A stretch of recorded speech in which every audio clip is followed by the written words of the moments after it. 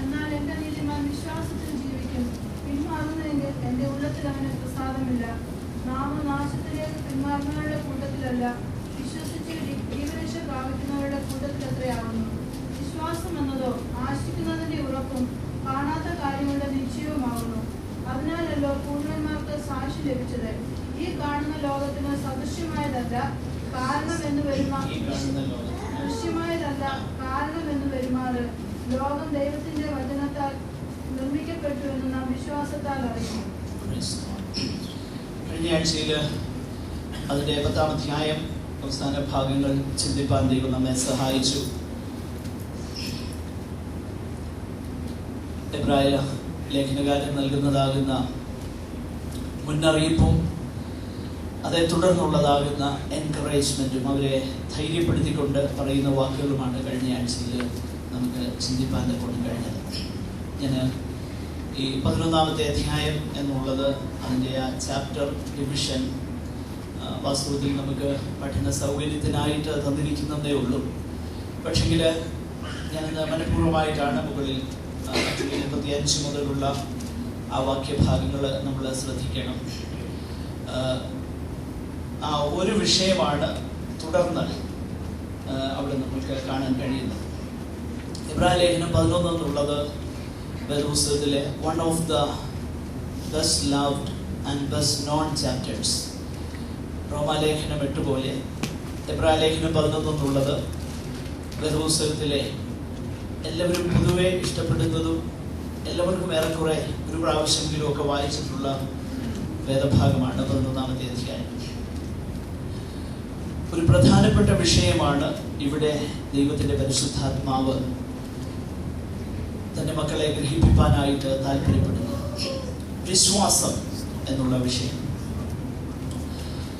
ക്രിസ്തീയ ഗോളത്തില് ഏറ്റവും അധികം ഉപയോഗിക്കപ്പെടുന്നതും ഒരുപക്ഷെ കൂടുതലായിട്ട് ദുരുപയോഗം ചെയ്യപ്പെടുന്നതുമാകുന്ന ഒരു പദമാണ് വിശ്വാസം. Faith is the most used, rather most misused term in Christendom. അതുകൊണ്ട് തന്നെ ഈ വിഷയം നമ്മൾ വളരെ വ്യക്തതയോടെ മനസ്സിലാക്കുവാനായിട്ട് താല്പര്യപ്പെടുകയാണ്. 11-ാമത്തെ അധ്യായം എന്നുള്ളത് ആ മുകളിൽ പറഞ്ഞിരിക്കുന്നതാകുന്ന വേദഭാഗങ്ങളുമായി ചേർത്താണ് നമ്മൾ ചിന്തിക്കേണ്ടത്. അതിനെ അങ്ങ് മാറ്റി നിർത്തി മുകളിൽ പറഞ്ഞതുമായിട്ട് ബന്ധമില്ലാത്ത നിലയിൽ അല്ല നമ്മൾ ആ വേദഭാഗം ശ്രദ്ധിക്കേണ്ടത്. വിശേഷിച്ച് നമ്മൾ എപ്പോഴും കോട്ട് ചെയ്യാറുള്ള വിശ്വാസം എന്നതോ ആശിക്കുന്നതിന്റെ ഉറപ്പും കാണാത്ത കാര്യങ്ങളുടെ നിശ്ചയവുമാകുന്നു എന്ന ആ വാക്യം ആ വേദഭാഗത്ത് നിന്ന് അടർത്തിയെടുത്ത് വിശ്വാസത്തിന്റെ ഒരു നിർവചനമായി പലപ്പോഴും പറയാറുണ്ട്. അങ്ങനെയല്ല. വിശ്വാസത്തിന്റെ ഒരു ഏക നിർവചനമായിട്ട് അതിനെ കാണാൻ കഴിയത്തില്ല. നേരെ മറിച്ച് വിശ്വാസത്തിന്റെ ഒരു ഡിസ്ക്രിപ്ഷൻ, ഒരു വിശദീകരണമായിട്ട് one of the descriptions of what faith is and what faith really does. വിശ്വാസം എന്നുള്ളത് എന്താണെന്നുള്ളതും വിശ്വാസം വാസ്തവത്തിൽ ദൈവമക്കളിൽ ചെയ്യുന്നത് എന്ത് എന്നുള്ളതിൻ്റെയും ഒരു വിശദീകരണമാണ് ആ തിരുവചന ഭാഗം. അതുകൊണ്ട് വിശ്വാസത്തിന്റെ ഏക നിർവചനമായിട്ട് ആ വേദഭാഗം നമ്മൾ എടുക്കരുത്. പൊതുവെ അങ്ങനെ ചെയ്തു വരാറുണ്ട്. വിശ്വാസത്തിന്റെ ഏക നിർവചനമായിട്ട് എബ്രായ ലേഖനം 11:1 നമ്മൾ ഉപയോഗിക്കാറുണ്ട്. എന്നാൽ അങ്ങനെയല്ല വേദപുസ്തകം നമ്മളെ പഠിപ്പിക്കുന്നത്. ആ കാര്യം നമ്മൾ പിന്നാലെ ചിന്തിക്കുന്നതായിരിക്കും. ആകട്ടെ, എനിവേ, മുകളിൽ പറഞ്ഞിരിക്കുന്ന 10-ാം അധ്യായം അതിന്റെ 36 മുതലുള്ള വേദഭാഗങ്ങളിൽ പറഞ്ഞിരിക്കുന്നതിന്റെ തുടർച്ചയാണ് 11-ാമത്തെ അധ്യായത്തിൽ പറഞ്ഞിരിക്കുന്നത്. 11-ാമത്തെ അധ്യായത്തിന്റെ 3 വരെയുള്ളതാകുന്ന ആ വേദഭാഗത്ത് വിശ്വാസത്തെ കുറിച്ചുള്ളതാകുന്ന ഒരു വിശദീകരണം കൊടുത്തിട്ട് അതിന് 4 മുതൽ അവസാന വാക്യങ്ങൾ വരെ അതിനെക്കുറിച്ച് ഉദാഹരിച്ചിരിക്കുകയാണ്. വിശ്വാസം എന്താണ്, പൂർവന്മാർക്ക് സാക്ഷ്യം ലഭിച്ചു എന്ന് പറയുമ്പോൾ വിശ്വാസം എന്നുള്ളത് ദൈവത്തിലുള്ളതാകുന്ന അവരുടെ ആശ്രയം, അതിൻ്റെ കോൺസിക്വൻസസ്, അതിൻ്റെ അനന്തര ഫലങ്ങൾ എന്തായിരുന്നു? അവർ ദൈവത്തെ വിശ്വസിച്ചു എന്ന് പറയുമ്പോൾ എന്താണ് വാസ്തവത്തിൽ വേദപുസ്തകം അർത്ഥമാക്കുന്നത്?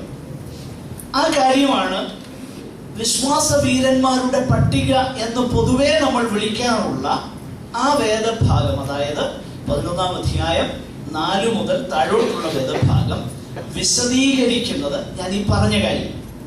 അതിനെക്കുറിച്ച് നമുക്ക് പിന്നീട് വിശദമായിട്ട് പഠിപ്പാൻ കൊണ്ട് കഴിയുന്നുണ്ട്. എനിവേ, ഒരു കാര്യം വ്യക്തതയോടെ നമ്മൾ മനസ്സിലാക്കണം. ഈ ലേഖനം ആർക്കെഴുതിയോ ആ വിശുദ്ധന്മാര് അവരായിരുന്ന പ്രത്യേക സാഹചര്യത്തോട് ബന്ധപ്പെടുത്തി വേണം നമ്മളിത് ചിന്തിക്കാൻ. അവരായിരുന്ന സാഹചര്യം എന്തെന്നുള്ളത് നമ്മൾ കഴിഞ്ഞ ആഴ്ചയിൽ കണ്ടു. അവര് പ്രകാശനം ലഭിച്ച ശേഷം അവരുടെ ജീവിതത്തിൽ അവർ നേരിട്ടതാകുന്ന അല്ലെങ്കിൽ അവർ അഭിമുഖീകരിച്ചതാകുന്ന പ്രശ്നങ്ങളിൽ how they stood their ground, അവരെങ്ങനെ ഉറച്ചു നിന്നെന്നും ആ ബുദ്ധിമുട്ടുകൾ, പ്രയാസങ്ങൾ അവരുടെ ജീവിതത്തിൽ എങ്ങനെ നന്മയ്ക്കായി ഭവിച്ചു എന്ന കാര്യവും നമ്മൾ പഠിക്കുകയുണ്ടായി വിശദമായിട്ട്. അതുകൊണ്ട് അതൊന്നും ആവർത്തിച്ച് പറയുവാൻ ആഗ്രഹിക്കുന്നില്ല. എന്നാൽ 36-ാമത്തെ വാക്യത്തിലേക്ക് വരുമ്പോൾ ശരിക്കും ആ ട്രാൻസിഷൻ, ആ പറഞ്ഞു വന്ന പ്രബോധന വചനത്തിൽ നിന്നൊക്കെ ഒരു പ്രത്യേക നിലയിലേക്ക് അല്ലെങ്കിൽ അതിനെ ബന്ധപ്പെടുത്തുന്ന വിഷയത്തിന്റെ ആ കണക്ഷൻ നമുക്ക് അവിടെ കാണാൻ കഴിയുന്നു. അതിങ്ങനെയാണ്.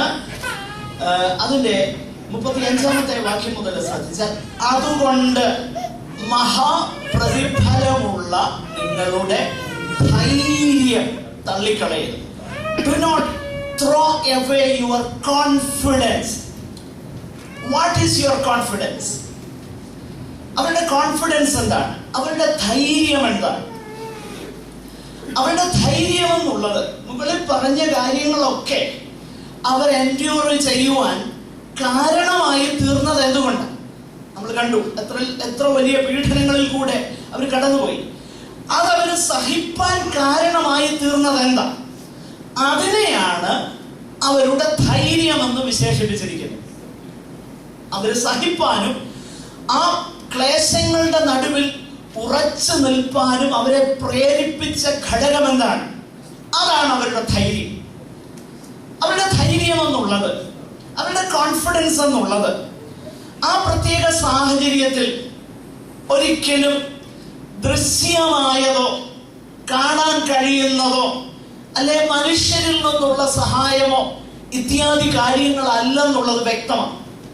കാരണം അവരുടെ ധനവും അവരുടെ വസ്തുവകകളും പിടിച്ചെടുക്കപ്പെട്ടു. എന്നിട്ടും ധൈര്യത്തോടെ നിന്നു. അവർ പീഡനങ്ങൾ അനുഭവിച്ചു, എന്നിട്ടും ധൈര്യത്തോടെ നിന്നു. അവർ അപമാനം അനുഭവിച്ചു, എന്നിട്ടും ധൈര്യത്തോടെ നിന്നു. അവർ ജയിലിൽ പോകേണ്ടതായിട്ട് വന്നു, അവിടെയും ഉറച്ചു നിന്നു. അപ്പോൾ കാണുവാൻ കഴിയുന്ന അല്ലെങ്കിൽ മാനുഷികമാകുന്ന നിലയിൽ ഒരു മനുഷ്യന് കംഫോർട്ട് കൊടുക്കുന്ന, അവനെ ഉറപ്പിച്ചു നിർത്തുന്ന അല്ലെങ്കിൽ അവന് ധൈര്യം കൊടുക്കുന്ന ഈ ഘടകങ്ങളൊക്കെ മാറ്റപ്പെട്ടപ്പോൾ അവർ ധൈര്യത്തോടെ നിന്നോ എന്നുള്ളതാ വിഷയം. ആ കാര്യമാണ് ഇവിടെ പറയുന്നത്. മഹാപ്രതിഫലമുള്ള നിങ്ങളുടെ ധൈര്യം തള്ളിക്കളയരുത്. ശ്രദ്ധിക്കണേ. അപ്പൊ നമ്മൾ ആ 11-1 വേർതിരിച്ചല്ല പഠിക്കേണ്ടത്, മുകളിൽ പറഞ്ഞ വിഷയവുമായി ചേർത്താ ചിന്തിക്കേണ്ടത്. അപ്പൊ അവിടെ അവരെ ഉറപ്പിച്ചു നിർത്തിയ ഘടകം എന്താ? അതിനെ കുറിച്ചാണ് തുടർന്ന് വിശദീകരിക്കുന്നത്. അങ്ങനെ വിശദീകരിക്കുമ്പോൾ പല കാര്യങ്ങൾ അവിടെ നമ്മൾ കാണുന്നു. അവരോട് പറയുകയാണ്, നിങ്ങൾക്ക് അന്ന് എന്തായിരുന്നു നിങ്ങളെ ഉറപ്പിച്ചു നിർത്തിയ ഘടകം? അതിൽ തന്നെ നിങ്ങൾ ഉറച്ചു നിൽക്കണം. അതാണ് പ്രബോധനം. അന്ന് നിങ്ങളെ ഉറപ്പിച്ചു നിർത്തിയത് ഒരു പ്രത്യേക കാര്യമാണ്. അതിൽ നിങ്ങൾ ഉറച്ചു നിൽക്കണം. എന്താണത്? താഴെ നമ്മൾ വായിച്ചു നോക്കിക്കഴിഞ്ഞാൽ അവിടെ നമ്മൾ കാണുന്നു, ദൈവേഷ്ടം ചെയ്ത് വാഗ്ദത്തം പ്രാപിപ്പാൻ സഹിഷ്ണുത നിങ്ങൾക്ക് ആവശ്യം. അപ്പോൾ നിങ്ങൾ അന്ന് കുറച്ചു നാള് എൻഡ്യൂർ ചെയ്തു. നിങ്ങളുടെ ധൈര്യം, ദൈവത്തിലുള്ള നിങ്ങളുടെ ആശ്രയം നിമിത്തം കാണാൻ കഴിയാത്ത, കാണുന്നതൊക്കെ മാറ്റപ്പെട്ടപ്പോ, ശ്രദ്ധിച്ചു കേട്ടോണം, കാണുന്നതൊക്കെ മാറ്റപ്പെട്ടു. അവരുടെ വസ്തുവകൾ മാറി, സ്നേഹിതന്മാര് ജയിലിൽ പോയി, സ്വാതന്ത്ര്യമായി ദൈവത്തെ മഹത്വപ്പെടുത്തുവാനുള്ള അവസരമില്ല, കൂടിവരവിനുള്ള സാവകാശമില്ല.